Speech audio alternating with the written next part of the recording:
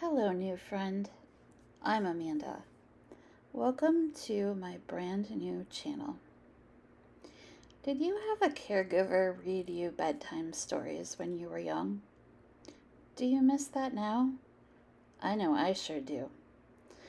My channel is going to be a little like that. I'm not quite ASMR, but I do hope to help you relax. Every week, I will read a new chapter from a book I'm writing in hopes to bring back some of that storytime nostalgia. I won't be bringing you any extra drinks of water, though.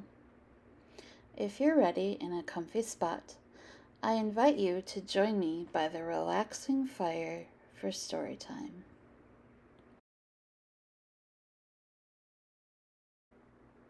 Princess on a Whim.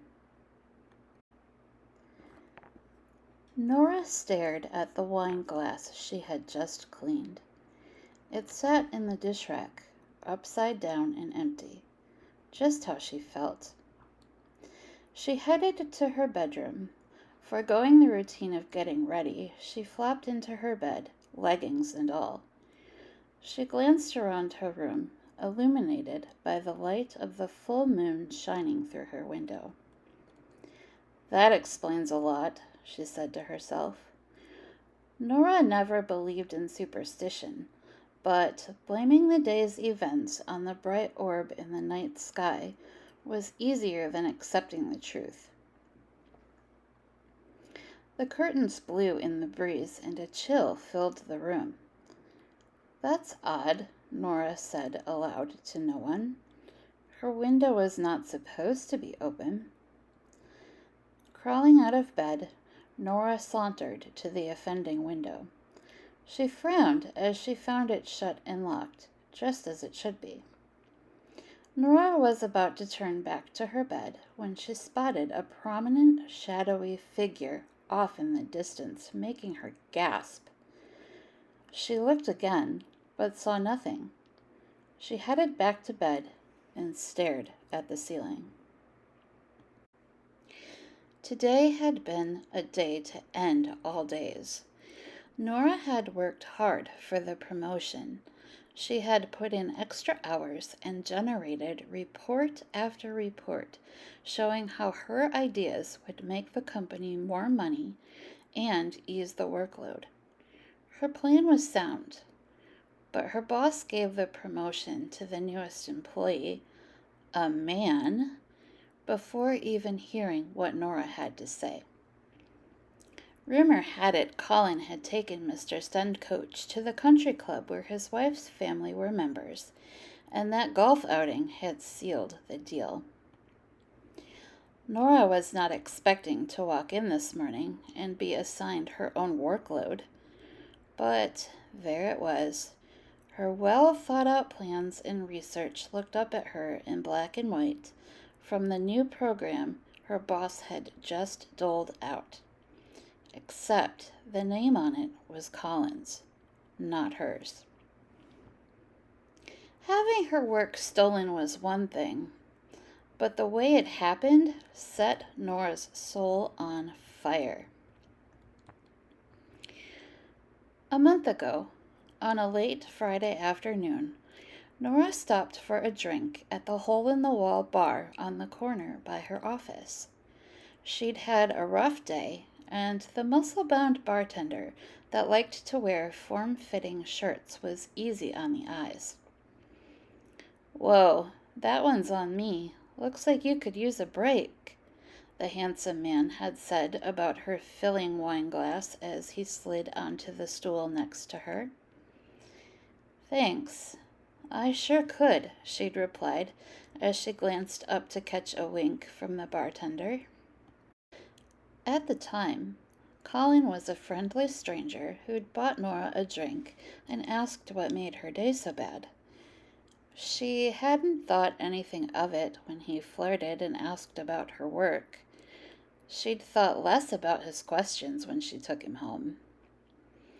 Imagine her surprise the following Monday morning when Colin showed up at her office taking a desk across the hall from hers and wearing a wedding band. Norah couldn't cause a scene in the middle of her office. All she could do was shoot daggers from her eyes until she could corner him by the water cooler.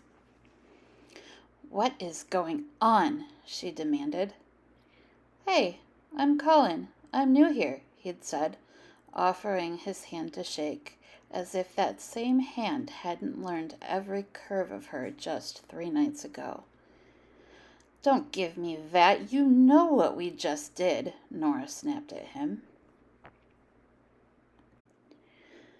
"Whoa, lady, I don't know what your intentions are, but I'm a happily married man, and this is a place of business," Colin had said, loud enough to attract the attention of their boss, who came out to investigate.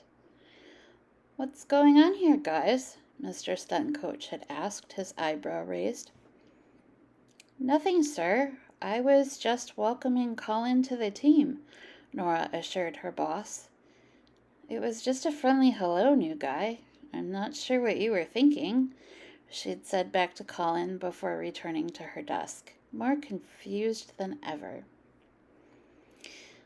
Norah could have turned Colin in. She'd saved the work on her computer with dates of backups. But then, Norah would have to confess how Colin got the information. She'd rather suck it up than tell her boss how she'd brought home a married man she had just met from a bar. Tears rose in Nora's eyes as she tossed and turned in her bed. She was one of 3 women who worked in the corporate office of the national brand, and the only woman on the sales team. She'd impressed Stencoach with her college internship in his office. He'd promised to take care of her. Little did Norah know, taking care of the little lady meant just giving her a job. He had no intentions of her advancing in the company. She was just a placeholder. Norah wanted more. She wanted a title and her work to be recognized. She tried to move up the ladder rungs of her career and wanted to earn it through hard work and dedication. The tears started to spill over, and Norah cursed herself for crying over her situation. She must just be overtired, she thought. Norah stared up at the ceiling while the tears stained her cheeks. Her vision was blurry, but she saw a shadow at the window again. "I must be losing my mind," she said, and flipped onto her side, putting her back to the window. Tap, tap, tap came from the window. "Okay, I'm not seeing and hearing things," Norah said as she got up. Norah gasped when she pulled back the sheer curtains and came face to face with a large white horse on the other side of the window. She could see the mare's eyes of a rich coffee color and her white snout. From behind her head, she could see the horse was larger than any horse she'd ever seen. "How did you knock on my window?" Norah asked, studying the beast. It was then the horse backed up. Norah looked down to her fur-covered hooves and white tresses like a Clydesdale, up her strong legs, noting her snow-white mane and tail, her large frame, and then, when she got to the top of the horse's head, she saw it. A horn. "Where did you come from?" Norah asked the horse. "How did you get here? How am I supposed to get you home? I wonder where your home is. I don't suppose they microchip unicorns?" "Why am I talking to a horse?" Norah said to herself. "This is a dream. I'm going to go outside, and there won't be anything in my yard." Norah threw on her fuzzy slippers and a hoodie over her tank top. She ventured out the back door to the wall her bedroom was on. The magnificent beast was still there. Where did you come from? Norah asked again, dumbfounded by how her night was turning out. The horse neighed and pawed the ground. Norah didn't get the impression that this movement was threatening. It was more impatient. The animal seemed to be asking, "Why aren't you over here yet?" Norah approached the animal cautiously, so as not to startle either of them. She paced around the animal, studying her features for the 100th time. Norah suddenly found a giant white horse's head on her shoulder. She giggled and patted the unicorn's nose. She couldn't resist. She reached up and touched the horn. The animal bent her head forward, allowing Norah to inspect the horn closer. She ran her finger along the grooves etched into it. Then she put her finger on the tip, discovering a unicorn's horn is very sharp. "Ouch!" she cried, sucking her bleeding finger into her mouth. "This better not need stitches. No one will believe how I got it," Norah scolded the unicorn. Luckily, her finger stopped bleeding quickly. "Now, how do I get you home?" Norah asked again. The animal laid down, tucking her feet underneath her. Norah reached out and wove her fingers through the unicorn's silky mane. The animal nudged her head, trying to get Norah to climb on her back. "You want me to sit on your back?" Norah asked. The horse let out a soft neigh and a snort. "Well, it looks like 7-year-old me is finally getting her wish," Norah said as she climbed on the animal's back. The second Norah's legs landed in the riding position, the unicorn took off. Norah gripped the animal's horn with everything she had and screamed. The majestic beast raced around houses and landscaping. Norah was impressed until she realized they were headed to the forest at the back of her subdivision. Not only were they headed to the forest, but there was no way they would fit under the branches of the trees coming closer. Unicorn? You're gonna get us killed," Norah said. The animal kept running. "Heel," Norah commanded. The animal kept running. "Whoa," Norah said. The animal kept running. "Stop," Norah yelled. The animal kept running toward the trees just in front of them. "No, no, no, no, no," Norah yelled and squeezed her eyes shut. She saw the bright flash of light through her eyelids. Norah opened her eyes and suddenly it was daytime. She looked around and realized she had no idea where they were. "Are we dead?" Norah asked the unicorn, who was still running. The animal snorted. Norah could see a town in the distance, the unicorn running toward it. As they reached the outskirts, a farmer's market was going on. The unicorn was about to run through it. "Whoa, Nellie!" shouted a male voice. The unicorn came to a sudden stop. Norah did not. Norah let out a yell as she flew off the unicorn's back. "Oof," she said, landing in someone's arms. "Oh my gosh, are you okay?" the man asked, gently setting Norah down. "I think I am very far from okay," Norah admitted, her legs shaking. The man grabbed a hold of her again to keep her steady. "Thanks." "Nice catch," Norah praised him. The man studied her. His gaze went from the messy bun piling her dark hair on top of her head to her puffy eyes, over her hoodie, tank top, and leggings, and landing on her pink, fuzzy slippers. "You're definitely new around here," he observed. "I'm not even sure where here is," Norah confessed.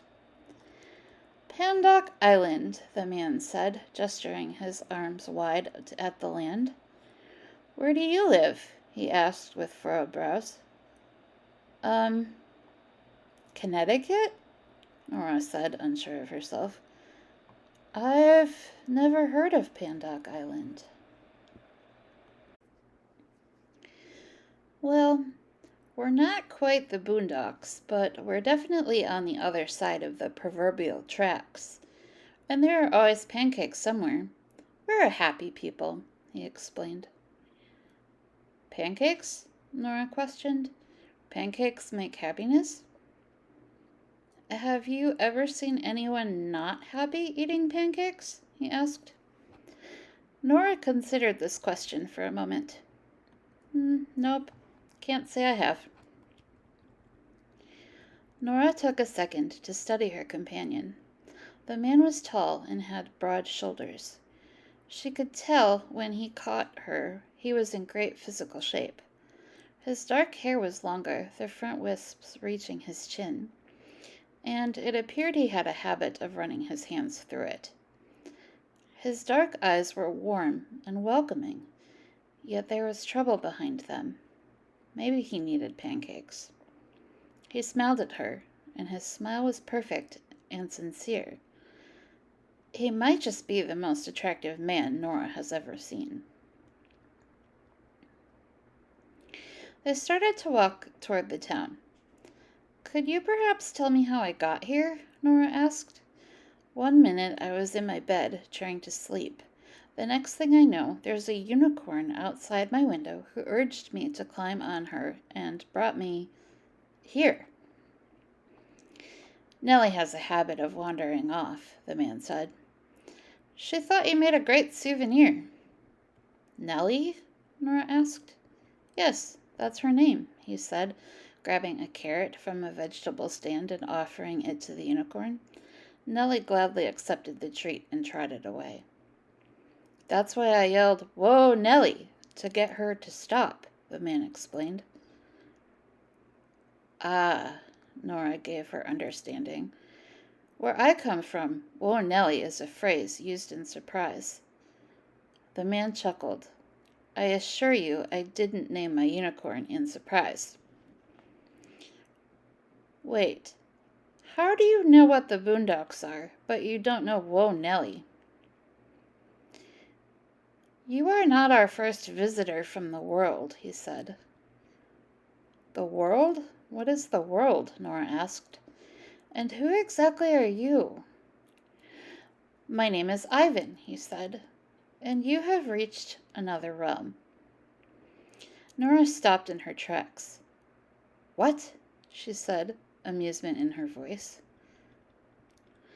At the edge of the island, there's a force field. Nellie can travel through it. On the other side is where you came from. Wait, Nellie can travel through it. Did she not know whether or not I could? Norah asked. She's usually right about these things, Ivan said, continuing to walk. Norah jogged in her fuzzy slippers to catch up. Usually? Did that mean she didn't know for sure? Well, it appeared to work. Here you are, whoever you are. Oh, I'm Norah. My name is Norah, she explained. It's delightful to meet you, Norah, Ivan said with a big sweeping bow that made Norah giggle. Are unicorns natural around here? Norah asked, looking around. Yes, Ivan confirmed.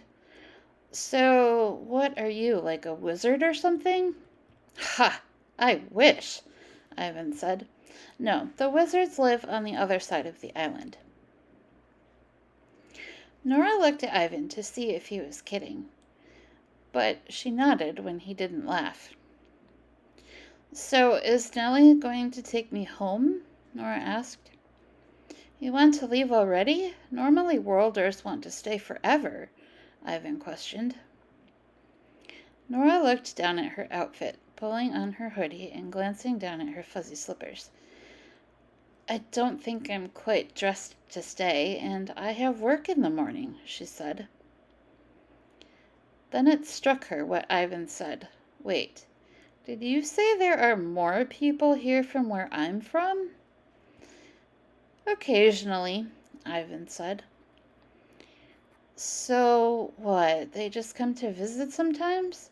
Nora's anxiety was coming in full force. We need people to watch over our land, assure each species is cared for and healthy.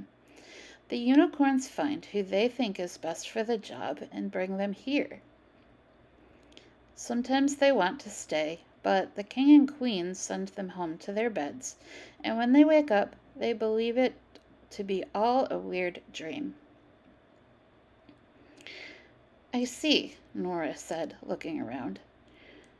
She had to admit, the land was beautiful. Rolling hills of green meadows and wildflowers surrounded stone buildings and shelters. The market offered fruits, vegetables, baked delicacies, and several stands of trinkets. In the distance, Norah spotted a herd of unicorns led by Nellie herself. Nowhere in her field of vision did Norah note a series of skyscrapers like where she worked. Okay, I'll stay for a tour, Norah agreed. Excellent, it would be my pleasure, Ivan replied with a smile that warmed Norah's heart, noting it's been a while since she had seen a sincere smile from a man. The two walked as Ivan outlined the history of everything they saw. Norah was fascinated, but eventually she had to sit down. Pink, fuzzy slippers were not meant to be hiking boots, Norah explained, rubbing one of her feet. Of course, we should have ridden. My apologies, Ivan offered before whistling loudly. Nellie and another white unicorn answered his whistle. Nellie is the most accommodating of the bunch. Climb back up on her, Ivan instructed.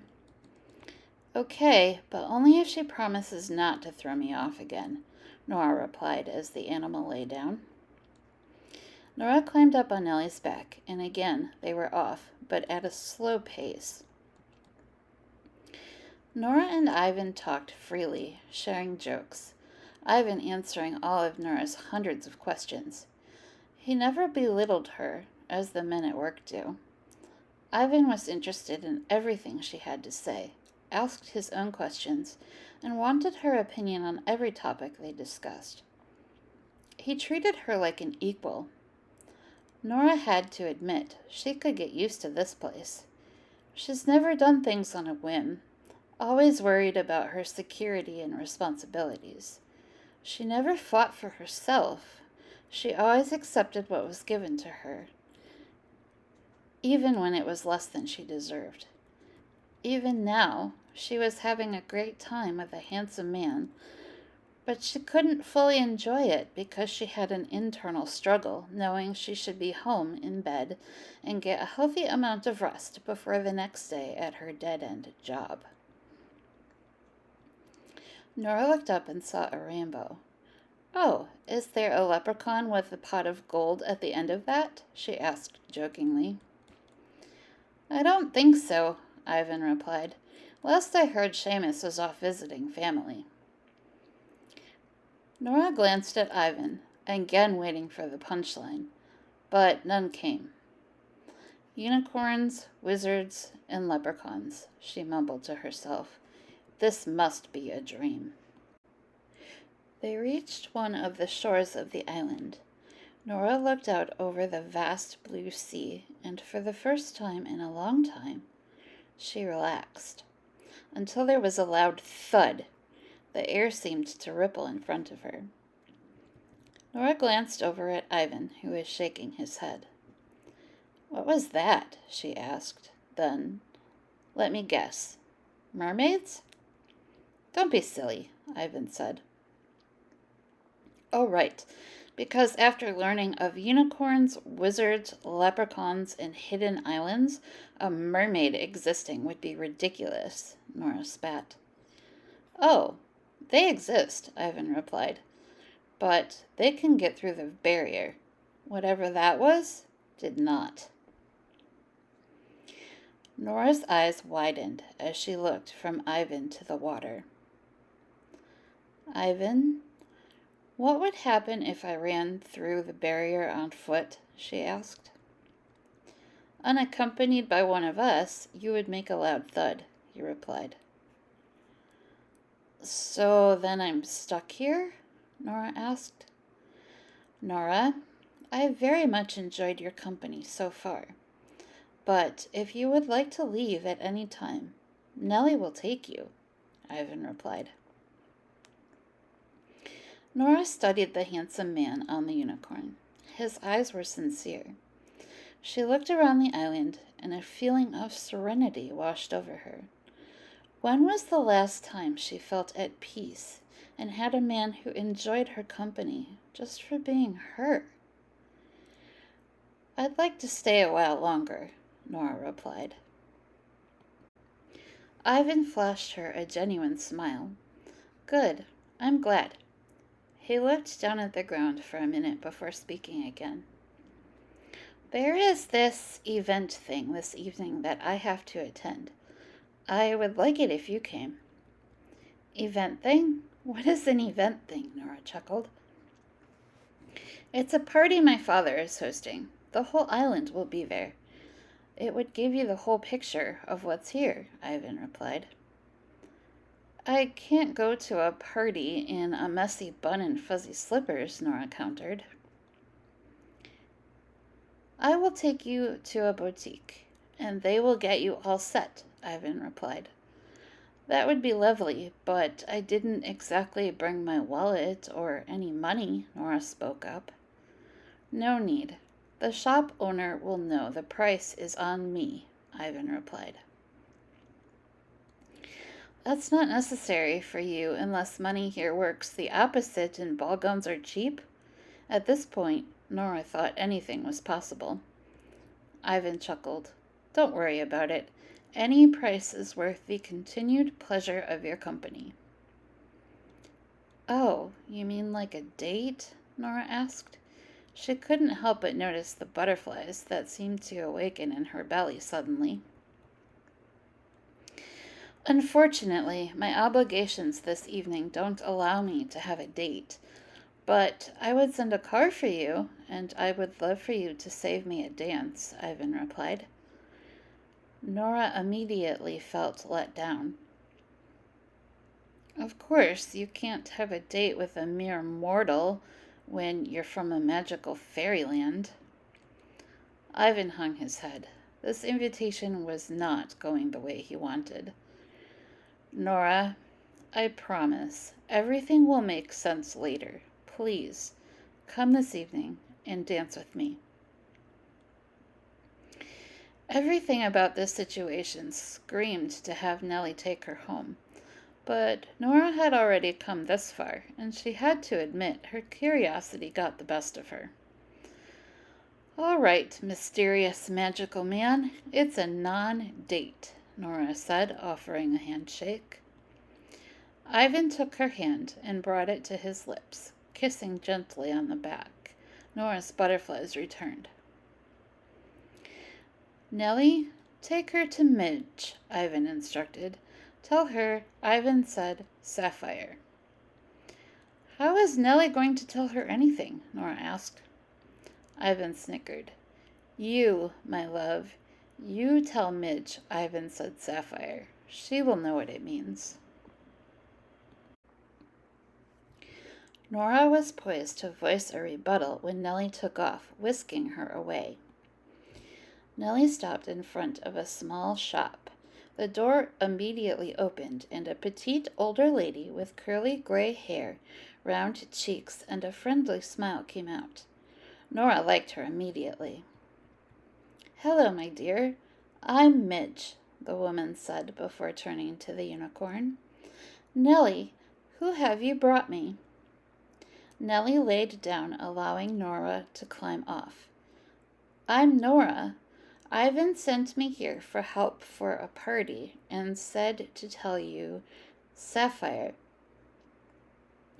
The woman's eyes went as big as saucers. Oh my, well yes, come on, we have work to do, she said, grabbing Norah by the wrist and pulling her into the shop. Ladies, it came true, the prediction came true, Midge yelled. She's here. A swarm of women gathered around Norah, each with a different function. One was taking her body measurements, one measured her foot, another took down her hair, and yet another was holding swatches up to her cheek. Norah was confused, but she had to admit it was nice to be fussed over. "What is this prediction?" she asked. "Oh, she doesn't know," Midge said. "Norah, love, where are you from?" "Connecticut," Norah replied. The ladies all gasped. Norah looked even more confused. Midge stepped forward and spoke up. When the prince was born, his parents were visited by an enchantress. She predicted that when the prince was fully ready to lead the land, to step in after his father's retirement, the universe would bring a woman from afar to him on his birthday. The woman is the only one the prince would find capable of ruling beside him as a partner and a spouse. She is said to arrive to him in blue. "Blue as in sapphires?" Norah looked around to all the women, who nodded. "Blue as in blue," Midge declared, pulling on Norah's royal blue hoodie. "So Ivan sent me here to fluff me up and be handed over to a prince, like an arranged marriage? Is that what the party is for?" Norah couldn't remember ever feeling this much anxiety. "Oh dear, the poor love is even more lost than we thought," Midge said to the other ladies, who looked at Norah solemnly. "Tonight is the prince's birthday party. If you are brought here as the sapphire, we shall doll you up and send you on your way, for you and the prince to find your souls in each other's eyes and dance the night away," Midge said. All the women sighed with longing in their eyes. "Wait. I'm not here to rule a country. I'm merely here because a unicorn appeared at my bedroom window and brought me here. Ivan said I could go home any time I want." Norah was gearing up to a full-blown panic. "Love, of course you can. The marriage is consensual. No one is going to force you to do anything," Midge assured. "I don't know about this," Norah said. Something seemed wrong. "Okay, forget about the prince," Midge said, making the rest of the ladies gasp. "Let's get you ready to party, and just go enjoy a night in Pandock. Get to know the place. That's all we ask." "Why are you so on board with this? What's in it for you?" Norah asked Midge. "Besides the dress commission I'll make? We like when worlders come to see our humble little island. There's so much we can offer each other," Midge reported. Norah wasn't sure exactly what that meant, but thinking of the dress commission Midge could have, she planned to stick the price tag to Ivan as much as possible. Norah took a deep breath and smiled. "Do your best, ladies," she said, holding her arms out. The women squealed in excitement as they surrounded Norah, measuring, adjusting, measuring again. Then they all ran into the back room, leaving Norah alone in the middle of the shop, more confused than ever. Norah started to wander around the shop. She sorted through racks of open-backed dresses and stands of lightweight ballet-style shoes. But the surprise came when she got to the shelves of bottles lined along the wall. The labels read things like wing glitter, horn paint, magic dust, and wand polish. "Who are these ladies?" Norah muttered to herself. As if answering her question, a woman rushed into the shop and shouted for Midge. Norah eyed the woman, who looked frazzled. Midge and the other ladies are in back, she explained. Of course, there's never a fairy available when you need them, the woman whined. Of course. Fairies ran the dress shop. What else would Norah expect? Midge emerged from the back upon hearing the woman's frantic cries of her name. Joni, what's happened? She asked her. Joni pulled a shoe out of a bag and showed Midge its broken heel. How will I ever attract the prince if I'm limping because one shoe has no heel? Of course, dear. Go and sit down. I'll get this fixed right up, Midge said, taking the shoe and giving Norah a wink. Great. Not only am I being served to the prince on a platter, but now I compete for his attention? How did I get here? Norah thought. Oh yeah, a unicorn, she remembered. Midge came back out with a fixed shoe. There was no indication anything had ever been wrong. Joni planted a kiss on Midge's cheek before hurrying out the door. Once Norah was alone with the ladies in the shop again, she observed them. So, you're fairies? She asked. Yes, dear, that's right, Midge replied. Norah nodded, then got distracted by two other ladies carrying a poof of blue fabric out from the back room. They turned it upright and hung it on a rack to show Norah the most beautiful gown she's ever seen. A square-lined neck topped the fitted bodice covered in jewels and led into a full skirt. Norah's jaw dropped. Okay, let's strap you in there and see what we need to adjust. Time is of the essence, Midge shouted. Norah soon found herself undressed from her leggings and fastened into the gorgeous blue dress. She spun around, looking at herself in the mirror. Oh, if this is mine, then Ivan is forgiven for handing me over to a stranger, Norah declared. The ladies ran around, tucking and pinning, before getting Norah back out of the dress and into a robe. The dress was retaken to the back as Norah plopped in a chair.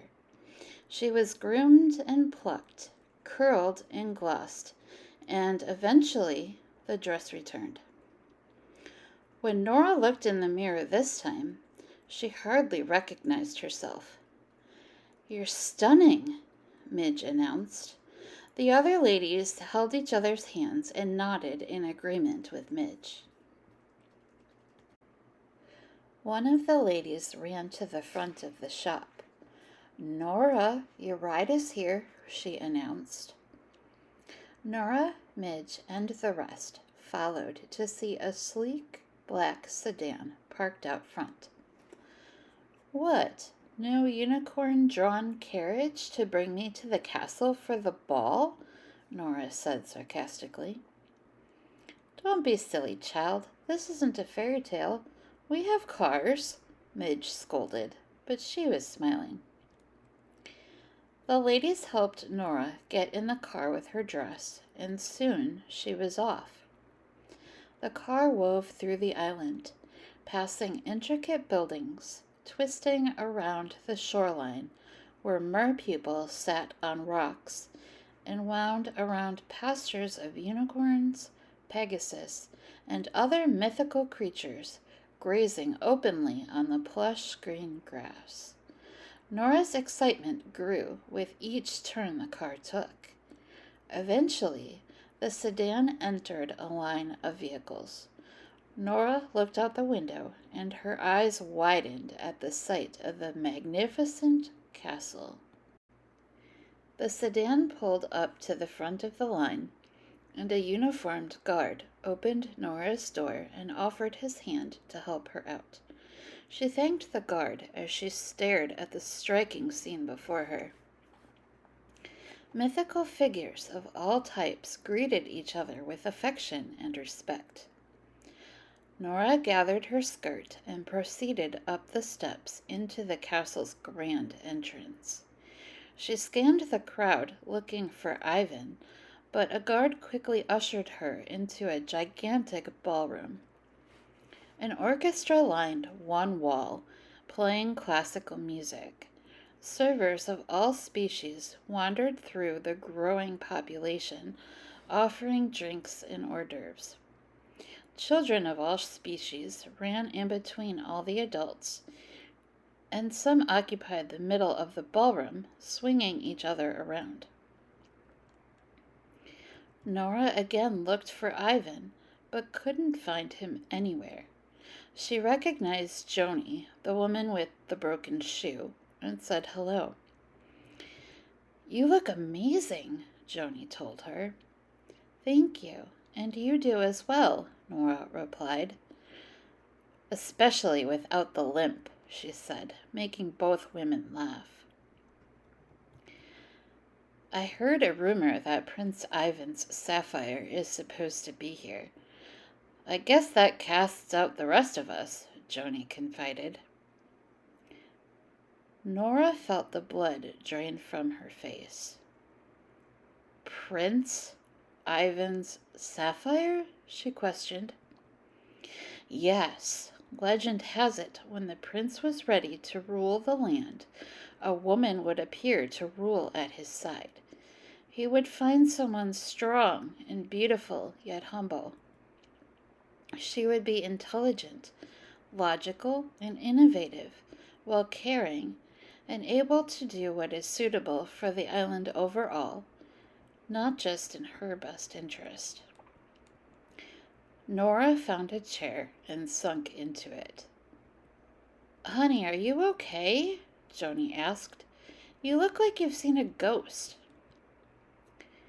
Norah didn't have time to answer before the trumpets announced the royal family's arrival.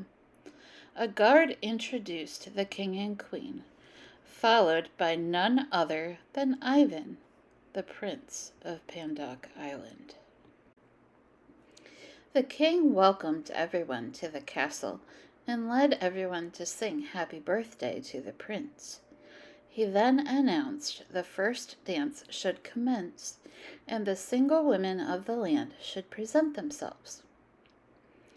Ivan then took the microphone from his father and announced it would not be necessary. A murmur went through the crowd as Ivan scanned over the faces.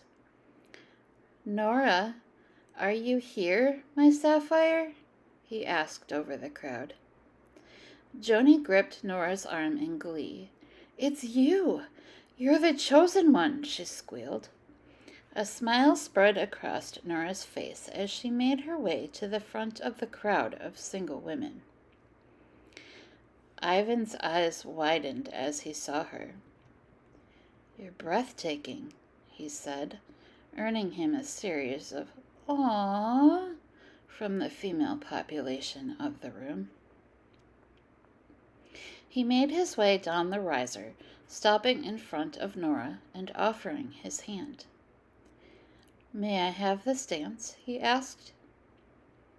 "You may," Norah replied, placing her hand in his. The orchestra began as Ivan effortlessly swung Norah around the ballroom. "You, sir, have been keeping secrets from me today," Norah scolded. Ivan gave her a sheepish grin. "I'm sorry. I wanted to tell you, but we seemed to be having a decent time when you didn't know who I was. I liked that to last for a while." "I understand," Norah said.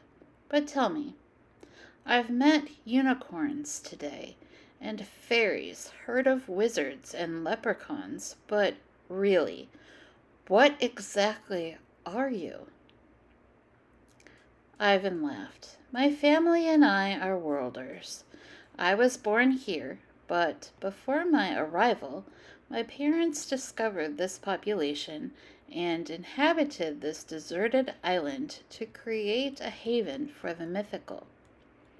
The magic makers created the barrier to keep out the danger of whoever may stumble upon it. In exchange for creating their haven, the population here appointed my parents as their leaders. When I was born, my mother asked the enchantress to protect my heart so I may rule as they have and keep the island safe. I would only give my heart to someone worthy who would see my parents' vision, and here you are. Norah nodded, processing the information. I know this is sudden and a lot to take in, but I would like it if we could spend more time together. You may go home, of course. You can come and go as you please if you'd like, until one day perhaps you will be ready to lead at my side, Ivan offered. When my father retires, of course. Norah had decided about staying in Pandock on the way there before she knew about Ivan the prince. I have some things to take care of in my little world, and I'm not ready to lead a country or marry you yet, but I think I could be one day. I want to stay and see what happens. Well, tomorrow we shall return to your land, and I will assist in whatever you need. Then we can bring your belongings back here and start a new life. For tonight, we can dance. Norah nodded and smiled. Happy birthday, Prince, she said, and rose on her toes to place a kiss on Ivan's lips. Best birthday ever, Ivan declared. Norah stayed the night in a guest room of the castle. In the morning, she was surprised to find Joni with a change of clothes. I heard you might need to borrow an outfit for the day, she smiled. Once Norah was presentable, she met Ivan, who was waiting with a large SUV and driver. They got in the vehicle and flew back through the barrier onto the property of Norah's subdivision. Norah gathered the needed information, got in her car, and headed to her office. Where have you been, young lady? Mr. Stuncoach met her outside his office. I was gathering some information to present to you, Norah said, holding her head high. All right, well, make it quick and get back to work. We can discuss your absence later, the man said, shuffling paper around his messy desk. No, sir, I'm afraid we cannot. Norah's statement piqued the older man's interest. What did you just say to me? He asked. This will be our last discussion, as I quit. Here is my resignation, effective immediately. Norah handed him an envelope. Also, she continued, here is all my work on the project Colin presented to you and you implemented yesterday morning. You will discover the notes are dated and go back to before Colin was a thought in this office. The work he presented was mine. He stole it from me when he spent the night at my house, before I learned he was married. Mr. Stuncoach was staring at Norah, wide-eyed and open-mouthed. You can't just quit, he said. You were lucky to get this job. I did you a favor. What do you plan to do for money now? Well, sir, it turns out people outside of this office recognize my attributes, and I have a much more fruitful offer on the table, so I'll be taking it. I'm here to get my personal belongings. Norah turned and left the office. She was packing her belongings when she heard Mr. Stuncoach bellow from his doorway. Call in my office, now! Norah smiled as she walked to the elevator. Back home, Norah found the fairies packing up her house and some of the guards loading the SUV. "Have you gotten everything situated?" Ivan asked her. "Yes, and it feels fantastic," Norah admitted. "Good," Ivan said. He took Norah's hand and led her to the SUV as the last of her belongings were loaded up.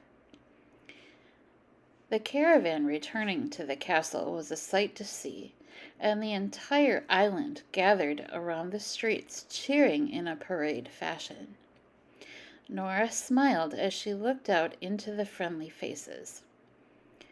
She had decided on a whim, but her heart knew she was where she was meant to be. A guard held the car door open as Norah and Ivan stepped out and gathered in the castle's throne room. Norah greeted the king and queen, who welcomed her with open arms. The king placed a sapphire tiara on Norah's head as she took her spot next to Ivan as Pandock Island's new princess. The end. I hope you enjoyed the story. Please subscribe and stay tuned for next week's adventure, how a boring Tuesday afternoon transforms when Sarah spots a handsome man chasing a dinosaur through the park. Have a wonderful night, my friend, and sweet dreams.